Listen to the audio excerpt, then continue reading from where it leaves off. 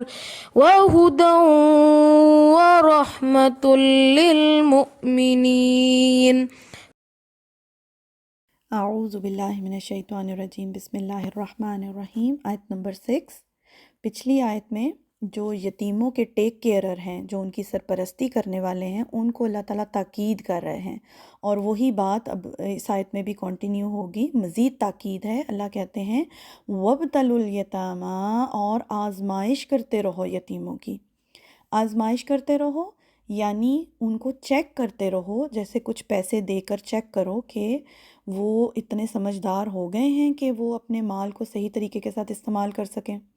یہ بالکل ایسی ہے جیسے پیرنٹس اپنے بچوں کی تربیت کرتے ہیں، وقتاً فوقتاً ان کو کچھ پیسے دے کر دیکھتے ہیں، یہ چیک کرنے کے لیے کہ یہ کہاں پر اپنے مال کو خرچ کرتے ہیں۔ تو یہ وہی بات ہو رہی ہے۔ اللہ کہتے ہیں حتیٰ اذا بلغوا النکاح، یہاں تک کہ وہ پہنچ جائیں نکاح کی عمر کو۔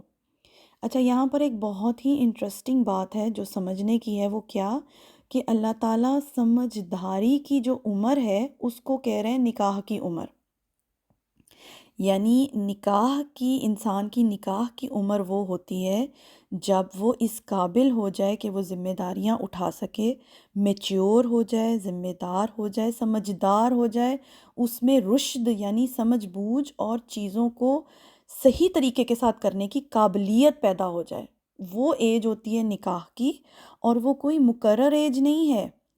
بالغ ہو جانے کے بعد بعض تو بچے اور بچیاں بلوغت کے بعد بہت ہی سمجھدار ہو جاتے ہیں، اور بعض کو سمجھدار ہوتے ہوتے وقت لگتا ہے۔ آپ سوچیں ہمارے ہاں کتنی مسکنسیپشن ہے کہ اگر کوئی لڑکا اور لڑکی بالغ ہونے کے بعد بھی نکمے ہیں اور ان میں کوئی سمجھداری نہیں ہے، وہ کوئی کام نہیں کرتے اور وہ کوئی اپنی فیملی کا بوجھ اٹھانے کے قابل نہیں ہوتے ہیں، ان کو کہا جاتا ہے کہ جی ان کی شادی کر دو، جیسے شادی کے بعد ساری سمجھداری ان کو مل جائے گی۔ یہ یاد رکھیے بہت ہی بڑا ظلم ہے بچے اور بچیوں کے ساتھ۔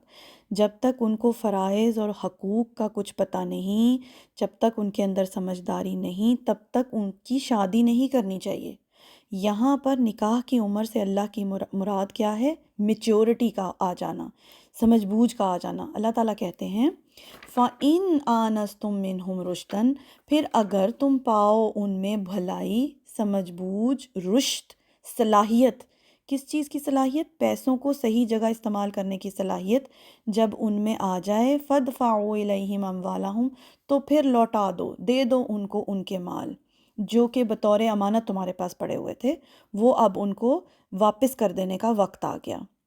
وَلَا تَأْكُلُوهَا إِسْرَافًا وَبِدَارًا أَن يَكْبَرُوا، اور نہ تم کھاؤ ان مالوں کو، ان کو یعنی ان مالوں کو اسراف کرتے ہوئے یا جلدی کرتے ہوئے کہ وہ بڑے ہو جائیں گے۔ یہاں وہی بات ہے کہ نیت جو ہے نا، یتیم کے ٹیک کیئرر کی نیت یہ نہ ہو کہ یتیم بڑا ہوگا تو اس کو سارا مال ہینڈ اوور کرنا پڑ جائے گا، تو اس ڈر سے وہ جلدی جلدی مال کو خرچ کرے، جلدی جلدی استعمال کر لے۔ جو بھی یتیم کی ٹیک کیئر کر رہا ہے اس کو اللہ سے ہی اس کا اجر چاہیے، اور آپ کو پتہ ہے کہ یتیم کی سرپرستی کرنے والے کا اجر اللہ تعالیٰ نے بہت ہی زیادہ رکھا ہے۔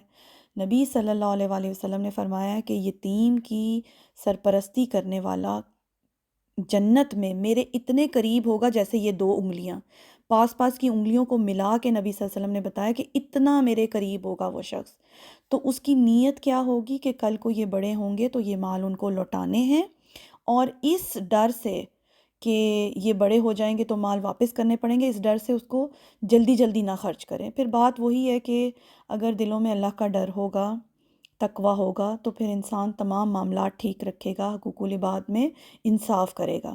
اللہ کہتے ہیں وَمَنْ كَانَ غَنِيًّا فَلْيَسْتَعْفِفْ، اور جو کوئی ہو مالدار، یعنی اگر ٹیک کیئرر مالدار ہے، غنی ہے، تو پھر اسے چاہیے کہ وہ ان کے مال میں سے کچھ نہ لے، اپنے لیے کچھ نہ نکالے۔ وَمَنْ كَانَ فَقِيرًا فَلْيَأْكُلْ بِالْمَعْرُوفِ، اور اگر کوئی محتاج ہے تو اسے چاہیے کہ بہت ہی بھلے طریقے سے کچھ کھا بھی لے۔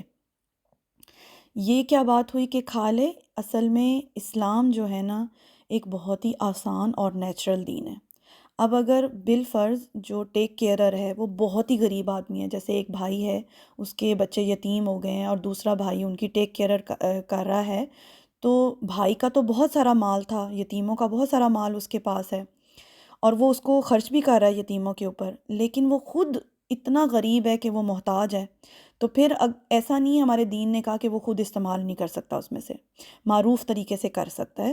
جیسے فار ایگزامپل گھر میں اب کھانا پک رہا ہے، یتیموں کے لیے پک رہا ہے، اور انہی کے مال میں سے پک رہا ہے، اور خود کھانے کے لیے کچھ بھی نہیں ہے سرپرست کے پاس، تو وہ اس میں سے تھوڑا سا کھا سکتا ہے اپنے لیے، اس میں کوئی حرج نہیں ہے، اس کی اللہ نے اجازت دے دی۔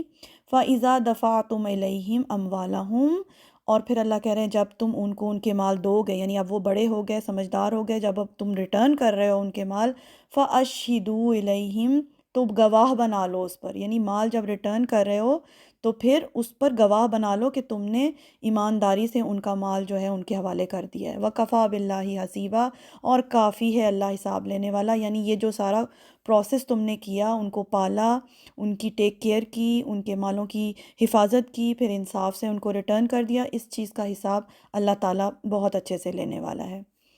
تو تھوڑا سا ٹائم اوپر ہو گیا، انشاءاللہ تعالیٰ اگلی آیت کل کریں گے۔ سبحانک اللہم و بحمدک، اشہد ان لا الہ الا انت، استغفرک و اتوب الیک۔